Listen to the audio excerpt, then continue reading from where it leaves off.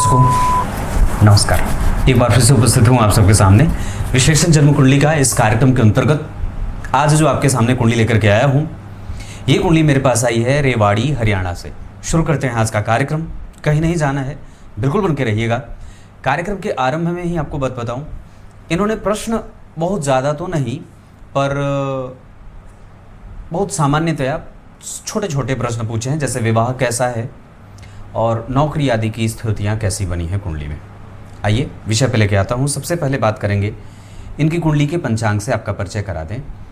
किसी भी कुंडली में पंचांग सबसे महत्वपूर्ण अवयव होता है। तिथि, वार, नक्षत्र, योग और करण का व्यक्ति विशेष के ऊपर बहुत प्रभाव पड़ता है और कई बार इनसे प्रभावित होते हुए ही हमारी कुंडली के ग्रह हमें फल देने की स्थिति में होते हैं। तो बात आती है उत्तरायण वैशाख माह शुक्ल पक्ष की प्रतिपदा तिथि, दिन सोमवार, रोहिणी नक्षत्र, सुकर्मा योग। रोहिणी नक्षत्र में जन्मे हैं। ये वस्तुतः चंद्रमा का नक्षत्र है, पर इसके जो देवता हैं वो ब्रह्मदेव, इसके नक्षत्र के स्वामी देवता हैं ब्रह्मदेव।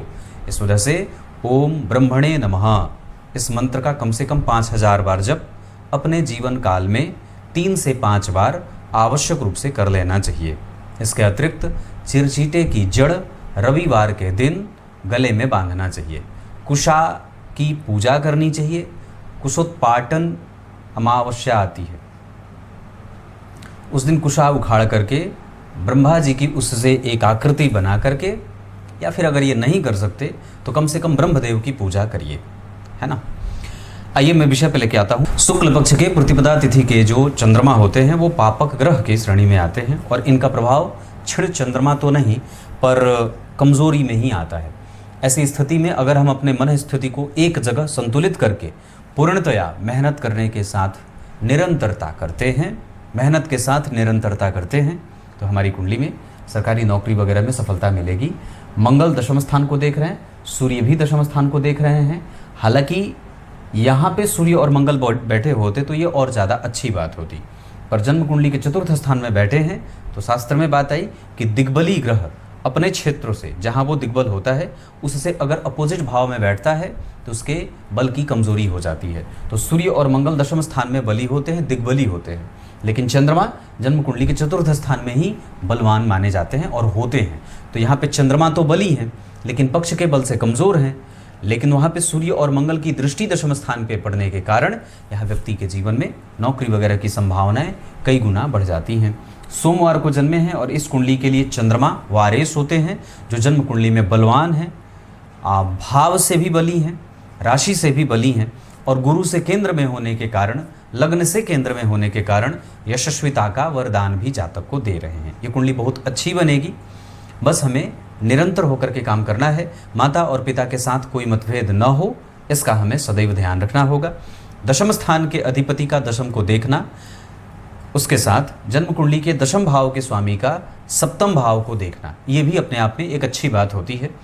इतना ही नहीं, एकादशवें भाव के स्वामी का लग्न में बैठना व्यक्ति को महत्वाकांक्षी, और गुरु के ऊपर राहु और केतु का प्रभाव व्यक्ति को कर्मठ और कार्मिक बना देता है। यहाँ पे व्यक्ति कई बार अपने धर्म, अपनी परंपराओं पे थोड़ा कम विश्वास करता है। वैसे पूजा पाठ में विश्वास तो है पर उतना ज़्यादा नहीं है, इसको हमें बढ़ाना चाहिए। अपने जीवन में धारणाएं ऑप्टिमिस्टिक प्रवृत्ति वाली रखनी है। जो भी हमारे दिमाग में विचार बने वो सकारात्मक बने, नकारात्मक नहीं बने। शनि, बुध और शुक्र 3 शुभ ग्रहों का प्रभाव होगा यहाँ पे, क्योंकि कुंभ लग्न की कुंडली के लिए शनि भी शुभ ग्रह होंगे, शुक्र भी शुभ ग्रह होंगे और बुध भी शुभ ग्रह होंगे। तो 3 शुभ ग्रहों का प्रभाव जन्म कुंडली के 9वें भाव पे। चौथे शुभ ग्रह की दृष्टि गुरु की पड़ रही है। केतु भी सामान्यतया गुरु के साथ बैठे हैं तो शुभ ग्रह ही हो जाएंगे। इसका अर्थ है कि जातक के जीवन का जो भाग्य बल है वो बहुत बलवान है। अब वो वहाँ से अपने पिता माता का सुख प्राप्त करेगा, उनकी सेवा करेगा, पति पत्नी का दाम्पत्य बहुत अच्छा माना जाएगा, एनर्जेटिक रहेगा और थोड़े गर्म दिमाग का रहेगा, ऐसा भी है। तो ये सब चीज़ें जन्म कुंडली में बन रही हैं।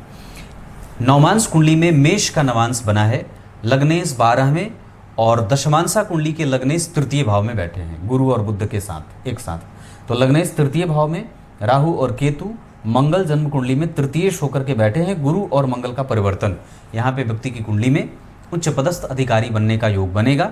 इतना ही नहीं, अगर हम बात करते हैं दशमांसा कुंडली के दशम भाव के स्वामी की, वहाँ पर भी यही बात निकल के आ रही है कि वहाँ जो बुध बने हैं वो दशम स्थान के अधिपति होकर के तीसरे भाव में बैठ करके व्यक्ति के चरित्र को, व्यक्ति के व्यवहार को और व्यक्ति के स्वभाव को माता और पिता की सेवा करने वाला ही बना रहे हैं। इसमें रत्ती मात्र भी संशय नहीं होगा। इतना ही नहीं, लग्न में गुरु, केंद्र में गुरु से चंद्रमा और जन्म कुंडली के पंचम भाव के अधिपति का लग्न के अधिपति के साथ तीसरे भाव में बैठना, ये काफ़ी हद तक कुछ अच्छे परिणाम भी करेंगे और कुछ कमज़ोर परिणाम भी करेंगे। कमज़ोर होगा रिसर्च, एनालिस्ट और जो विवेक है वो व्यक्ति का कई बार देर से काम या देर से उसका काम आता है, या ये कह सकते हैं कि चीज़ों को वक्त पे भूल जाना और बार बार पढ़ने के बाद भी उसमें मंद परिणाम प्राप्त होना या मेहनत के हिसाब से उतनी परिणाम की स्थिति प्राप्त नहीं होना, ये सब चीज़ें इस कुंडली की समस्या हो सकती हैं। बजरंगबली की पूजा करिए, गीता जी के 5वें अध्याय का पाठ प्रत्येक दिन करिए, अपने पितरों के निमित्त, अपने कुल देवता के निमित्त दीपक जलाइए, अमावस्या को ब्राह्मण की सेवा करिए, गाय की सेवा करने की आवश्यकता होगी इस कुंडली में। ये कुंभ लग्न की कुंडली है, ये दार्शनिक कुंडली है। कुंभ लग्न के लोग थोड़े हठी, थोड़े जिद्दी, थोड़े क्रोधी होते हैं, पर वस्तुतः अगर हम प्रॉपर बात करें तो यहाँ पे कोई किसी से इनका झगड़ा नहीं होता। ये अपने काम में मस्त मशगूल रहते हैं और नुक्ताचीनी इनको नहीं आती। ये दार्शनिक होते हैं, चिंतन इनका बड़ा गंभीर होता है, लंबे शरीर वाले होते हैं, कदकाठी अच्छी होती है, शरीर की संरचना बड़ी ही बेहतरीन और सुंदर होती है। एक बात और भी है कि यहाँ पे जब ये क्रोधी हो जाएं, क्रोध जब इनका हावी हो जाए तो इनको समझाना और मनाना बड़ा मुश्किल होता है। स्वास्थ्य वगैरह इस कुंडली में रोहिणी नक्षत्र के कारण और रोगेश चंद्रमा का चतुर्थ भाव में बैठने के कारण, दशम भाव के अधिपति का दशम को देखने के कारण, 6वें भाव के स्वामी चंद्रमा के साथ मंगल और सूर्य के बैठने के कारण नेत्रों की समस्या, निद्रा की समस्या और कई बार पित्त की समस्या बढ़ती है। आंखों से पानी आने का भी एक सामान्य बीमार जैसे होना होता है। बाकी ऐसे कोई गंभीर बीमारी का खतरा इस कुंडली में कभी भी नहीं होगा। नवम भाव के अधिपति जो भाग्येश हैं, अगर तीसरे भाव में बैठेंगे तो वो भाग्य की चिंता देते हैं, लेकिन भाग्य का कारक अगर जन्म कुंडली के लग्न में बैठा है तो इससे हमें घबराने की कोई बात नहीं है। इतना ही नहीं, जन्म कुंडली के 6वें भाव के स्वामी जो चंद्रदेव हैं वो उच्च के होकर के 4थे भाव में बैठे हैं और दशम स्थान पे उनकी दृष्टि है।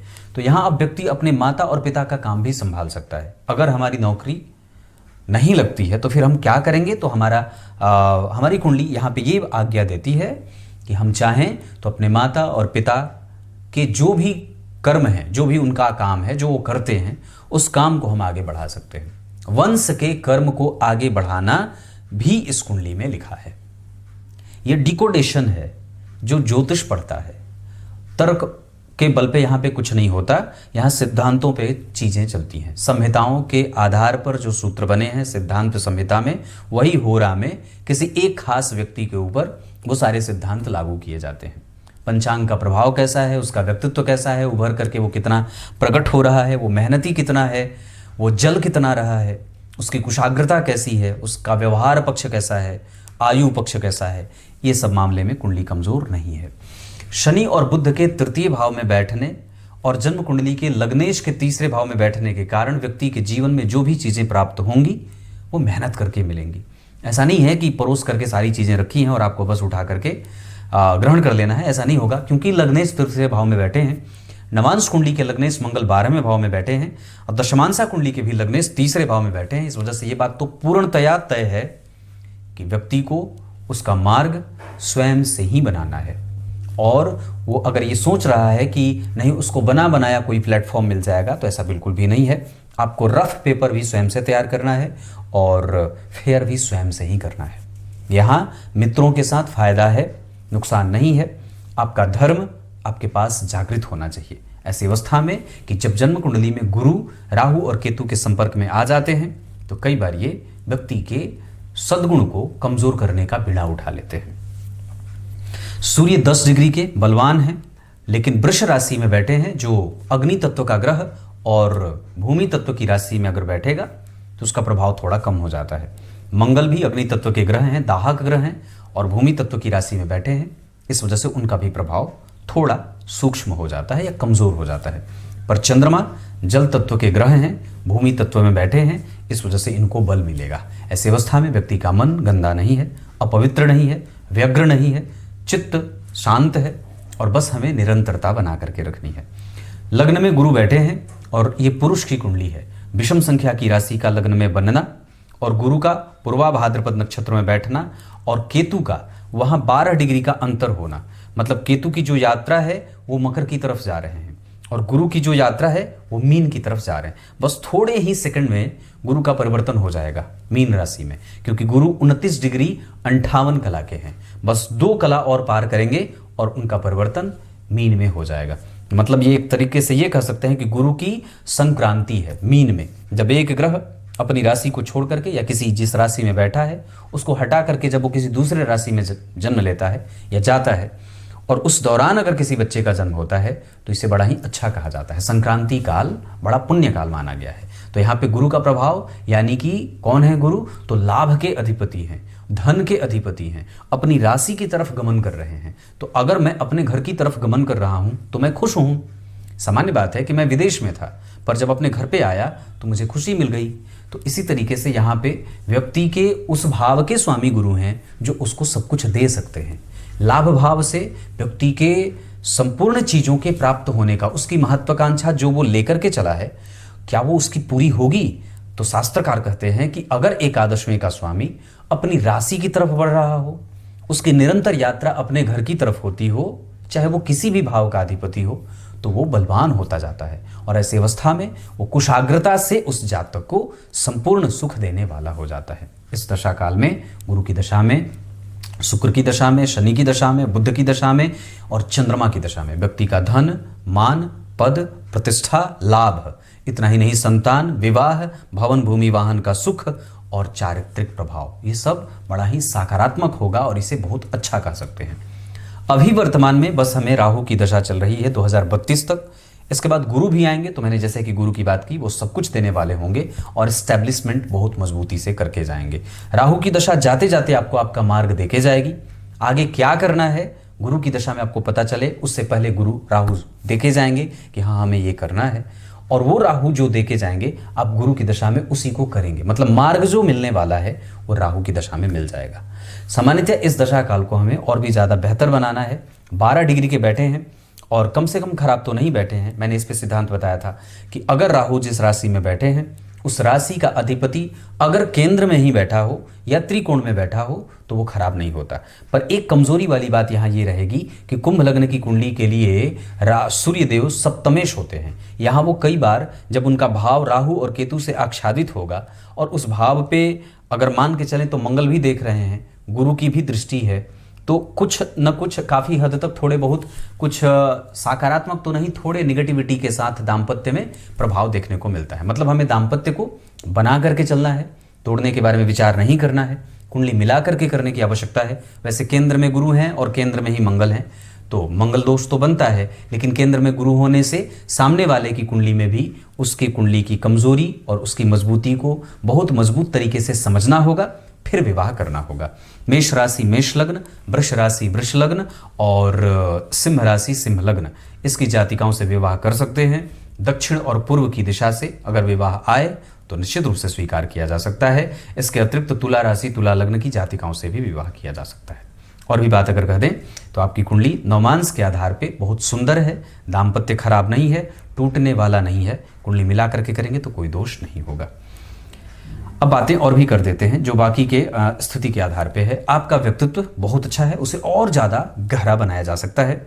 आपके पास धन होगा और आप उसे मेंटेन भी करेंगे। ये कुंडली अपने पैतृक संपत्ति को कम करने वाली नहीं है। पराक्रमी आप थोड़े कम हो रहे हैं, अपनी मेहनत और बढ़ाने की आवश्यकता है जो भी विषय पे पढ़ना चाहते हैं।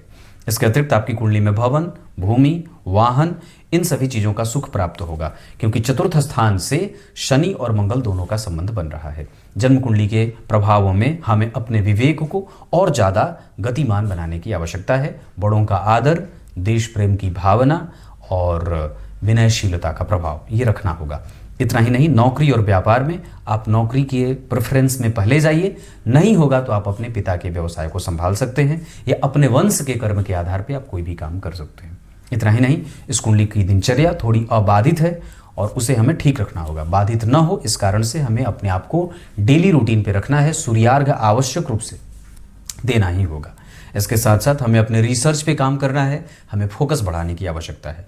भाग्य बल आपकी कुंडली में ठीक दिख रहा है। इसके अतिरिक्त कर्म क्षेत्र को और भी ज़्यादा मेहनत करने की आवश्यकता मिलनी चाहिए और प्राप्त आप बहुत अच्छा कर लेंगे, इसमें कोई संशय वाली बात नहीं है। दशाक्रम में अगर बात करते हैं तो आपकी कुंडली में राहु, केतु, शनि और शुक्र, ये जो दशाएं हैं ये आपकी कुंडली में थोड़ी मेहनत कराने वाली, टफ जाएंगी और लेकिन जाते जाते ये राहु रास्ता देके जाएंगे। पर हाँ, इतनी बात मैं गारंटी से कह सकता हूँ कि आपकी कुंडली में गुरु की दशा बहुत अच्छी जाएगी। उसके बाद शनि की दशा थोड़ी मेहनत करवा करके थकाने वाली जाएगी, एकाकीपन बढ़ेगा, अलग थलग होंगे। उस समय रिश्तेदार, हित मित्र वगैरह छूट जाते हैं, पर वो एक समय वैसा आ भी जाएगा क्योंकि उम्र तब आपकी हो चुकी होगी। उसके बाद अगर मैं बात करता हूँ तो बुध की दशा आपकी कुंडली में बहुत अच्छी जाएगी, उसमें भी आपको कोई दिक्कत नहीं होगी। इसके अतिरिक्त फिर केतु की जो दशा आएगी वो आपको फिर से एक बार मानसिक रूप से प्रताड़ित करने का काम करेगी। ऐसे ही दशाओं का क्रम क्रमशः दिख रहा है। भवन, भूमि, वाहन आदि का सुख आपकी कुंडली में 100% है, इसमें कोई दिक्कत वाली बात नहीं। आप चाहें तो अपने पिता के नाम पे भी संपत्ति इकट्ठा कर सकते हैं। कुछ भी काम करना हो जो धर्म से जुड़ा हो तो आप गुरु की दशा और बुद्ध की दशा का इस्तेमाल कर सकते हैं। इसके साथ साथ दाम्पत्य, विवाह और नौकरी और उच्च शिक्षा से संबंधित अगर कोई काम करना हो तो आप सूर्य और शुक्र की दशा का इस्तेमाल कर सकते हैं। भवन, भूमि, वाहन आदि का भी निर्णय इन ग्रहों की दशाओं में लिया जा सकता है। ट्रांसफर, नौकरी, बदलाव और विदेश जाना या दूर जाने का प्रभाव आपकी कुंडली में राहु, बुध और शनि की दशा में ले सकते हैं।